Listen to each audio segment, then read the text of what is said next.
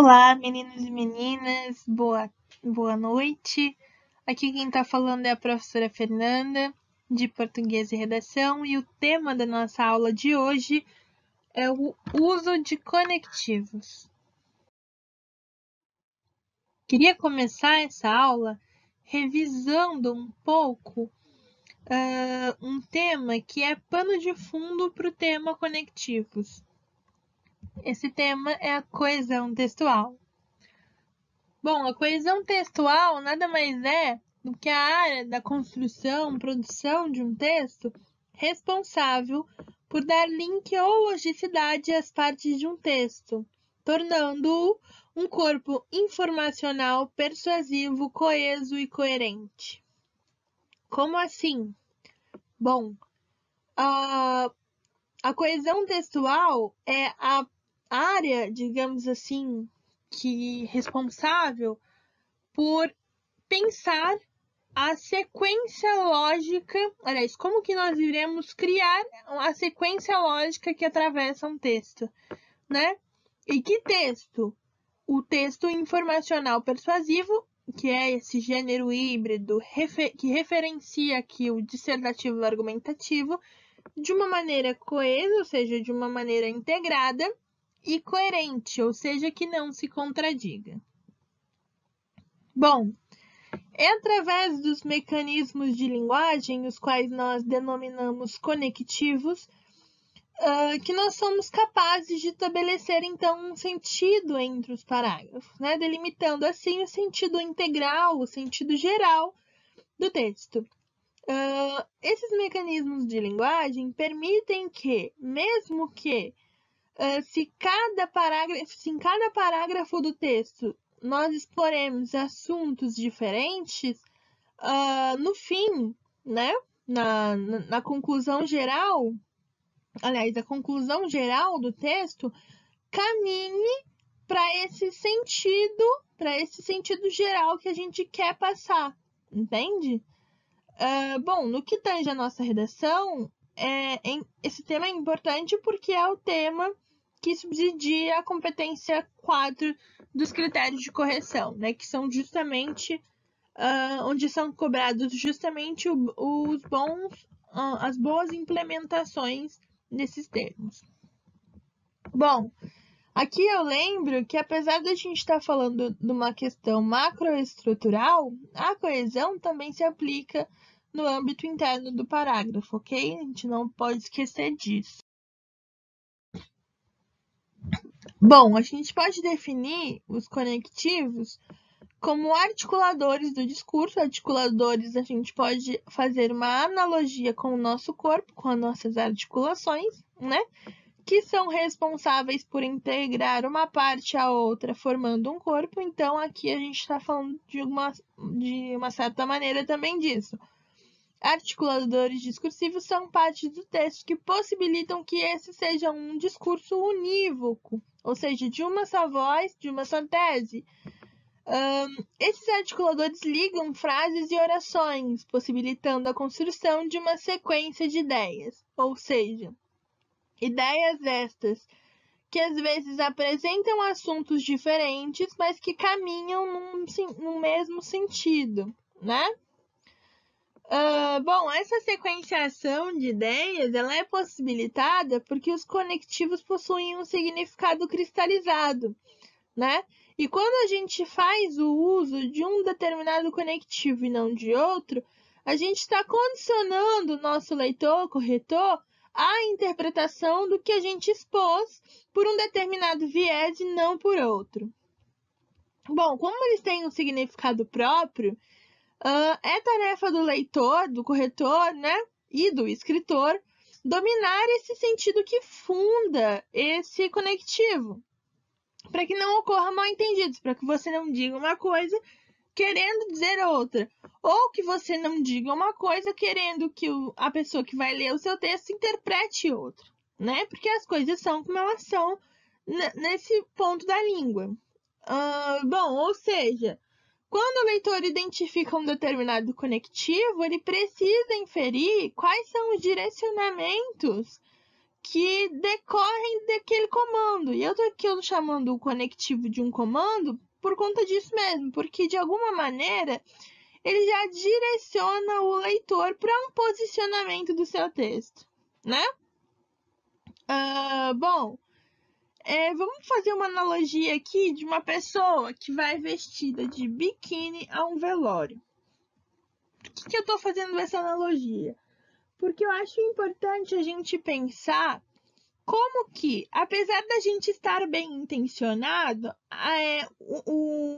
às vezes usar mal o conectivo é um fato que se impõe tão grandioso no texto que acaba nos trazendo muito prejuízo. Imaginem uma pessoa que vai vestida de biquíni ao velório de seu pai. Imagine uma pessoa X que vai vestida de biquíni ao velório do seu pai. Aquela pessoa, sem dúvida, é uma das pessoas que mais está sofrendo com aquela perda, não é? Que ela transpassa aquele sofrimento por todos os seus poros. No entanto, como ela está vestida de uma maneira inapropriada para estar naquele espaço, ela é impedida de entrar. Apesar de todo mundo que está ali naquele velório saber que ela é filha do sujeito, que ela sofre, que ela está sofrendo com aquela morte, as pessoas não podem fazer nada. Por quê? Porque aquela vestimenta, aquele look, né, aquele articulador que ela usou para ir nesse espaço, ele é tão forte, ele passa uma ideia tão forte, né, que não interessa o que ela quis dizer, não interessa o que ela está fazendo ali, interessa sim que ela foi ali com a roupa errada. Então, quando a gente pensa num uso errado de articuladores discursivos, a gente está meio que falando isso. Que às vezes a professora Maiara, o corretor, sabe que você disse uma coisa que você não queria, não era aquele conectivo que você queria usar. Mas o fato dele estar ali expresso de uma maneira tão impositiva não porque você impôs, porque conectivos são palavras naturalmente impositivas, que impõem um direcionamento. O fato daquele conectivo estar ali é tão forte, tão significativo dentro da linguagem, que mesmo que a gente saiba que você quer, que o que você queria dizer é outra coisa, não tem como passar por cima, entendeu? Não tem como passar pano. É um pouco por aí. E lógico que isso gera incoerência, porque a falta de coesão é irmã da incoerência. Existem alguns tipos de conectivos que eu acho importante da gente estudar. São eles os de soma, de conclusão, contraposição, alternância, comparação, explicação, conformidade, condição, proporção, finalidade, dúvida, certeza, negação, reformulação e resumo. Por que eu os coloquei em caixa alta? Porque eu gostaria que vocês pensassem sobre essas ideias, certo? Escrevam aí no caderno. O que é soma, o que é conclusão, o que é contraposição? Pensassem sobre essas ideias. Por quê? A partir do momento que vocês tiverem claras essas ideias, eu acredito que vai ficar mais fácil de não errar na hora de utilizar um conectivo ou outro. É preciso saber também que existem vários conectivos que passam uma mesma ideia. E que na hora de selecionar qual a gente vai usar, é necessário também que a gente se preocupe com o tom que a gente está utilizando no nosso texto, né? Eu digo isso porque às vezes a pessoa se utiliza de uma linguagem mais direta e simples e utiliza um conectivo hiper mega blaster rebuscado, que faz que haja uma quebra ali de pensamento. E, inclusive, do ponto de vista do professor, faz pensar que aquela pessoa decorou aquele conectivo, mas que ela não sabe usar. E a competência 4, ela não diz respeito a decorar, ela diz respeito a saber usar, certo? Fiz uma lista aqui, se você está vendo esse vídeo, printa essa imagem, ou então vamos lá no PDF dessa aula, que tem essa tabelinha aqui que eu acho que é importante para a gente começar a usar mais os conectivos para organizar as nossas ideias, ok? Como eu disse, de soma tem vários, tem alguns mais rebuscados, outros nem tanto. Trouxe aqui 2 exemplificações de redações nota 1000, que são redações que utilizam bem os conectores, mas elas têm uma pequena diferença, que a primeira ela utiliza menos e a segunda utiliza mais, digamos que fechando melhor um círculo de pensamento desse escritor, certo? Mas as duas receberam nota 1000. Bom, vamos lá. Além disso, já há o estigma do machismo na sociedade brasileira. Isso ocorre porque a ideologia da superioridade do gênero masculino em detrimento do feminino reflete no cotidiano dos brasileiros. Nesse viés, as mulheres são objetificadas e vistas apenas como fonte de prazer para o homem, e são ensinadas desde cedo a se submeterem aos mesmos e a serem recatadas. Dessa maneira, constrói-se uma cultura do medo, na qual o sexo feminino tem medo de se expressar por estar sob a constante ameaça de sofrer violência física ou psicológica de seu progenitor ou companheiro. Por conseguinte, o número de casos de violência contra a mulher reportados às autoridades é baixíssimo, inclusive os de reincidência. Veja que, quando ele começa esse parágrafo falando além disso, nos dá a entender que isso vem em complementação ao que ele disse anteriormente. Agora, quando ele diz nesse viés, ele está falando de novo, está delimitando, é nesse viés e não em outro. Ele está fechando ali uma ideia de raciocínio. Aliás, fechando uma outra possibilidade de raciocínio diferente da que ele está propondo.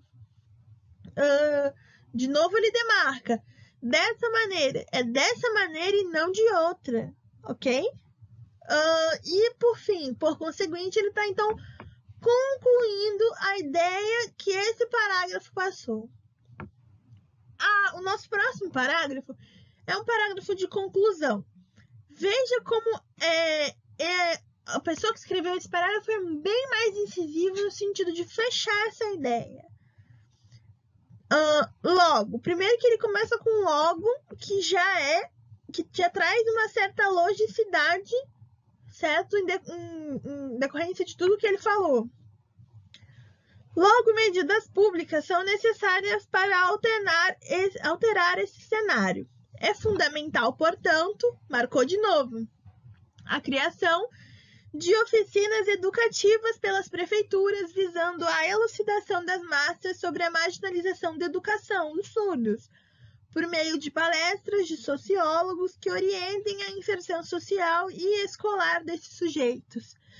Ademais, é vital a capacitação de professores e dos pedagogos pelo Ministério da Educação, com o fito de instruir sobre as necessidades de tal grupo, com o ensino em Libras, utilizando cursos e métodos para acolher esses deficientes e incentivar a sua continuidade nas escolas, a fim de elevar a visualização dos surdos como membros do corpo social. A partir dessas ações, espera-se promover uma melhora das condições educacionais e sociais desse grupo.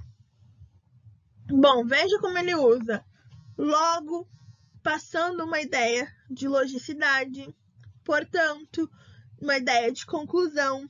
Ademais, ele dá ainda um gancho, certo, para essa ideia de conclusão, com fito, a fim de, mostrando uma certa finalidade das suas propostas, certo?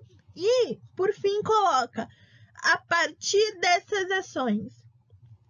Veja, a partir dessas e não de outra.